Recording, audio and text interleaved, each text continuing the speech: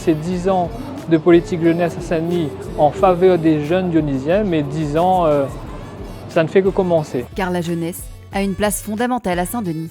Bus gratuit jusqu'à 26 ans, des milliers de bourses de voyage et bien d'autres dispositifs ne cessent de fleurir en faveur de la jeunesse dionysienne. Vendredi dernier avait lieu le premier conseil municipal de l'année, où de nombreux sujets dont celui-ci ont été abordés, après une minute de silence en hommage au président namibien. Nous avons mis par exemple en place le pass PMI gratuit qui entre en activité cette année avec 60 bénéficiaires. Donc en fait, nous avons aussi au fil de ces 10 ans d'engagement de la ville de Saint-Denis pour les jeunes, toucher de plus en plus de partenaires. Nous avons aujourd'hui, en 2024, plus d'une centaine de partenaires de la politique jeunesse qui prennent part à notre plan Ambition Jeunesse, qui est centré sur l'accès au droit, l'accès au bonheur, le droit de s'engager, le droit d'avoir un travail et la mobilité. Une jeunesse écoutée et entendue par sa ville.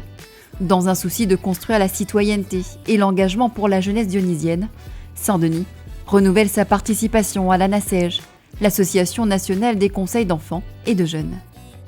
Et pour amplifier et continuer cet engagement, en 2024, nous aurons droit au premier congrès des Outre-mer de l'ANACEJ, avec comme point d'orgue la création du Conseil parlementaire des jeunes d'Outre-mer à Saint-Denis de la Réunion. Et la création de ce conseil permettra encore une fois aux jeunes dionysiens de donner leur avis et de construire la politique jeunesse des Outre-mer pour le national. Saint-Denis n'est pas seulement une ville jeune.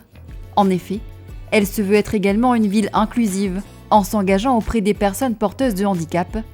C'est pourquoi le taux d'agents en situation de handicap au sein de son effectif a connu une augmentation significative en 2023.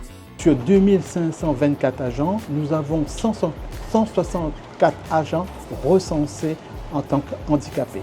Ce nombre est stable depuis 3 ans et notre taux de bénéficiaires d'obligations d'emploi a augmenté en 2023 pour être maintenant à 6,50%. Il faut savoir que le taux moyen en métropole des grandes villes, c'est de 5,84%. La ville de Saint-Denis s'engage à créer un environnement professionnel où tous ses agents puissent s'épanouir.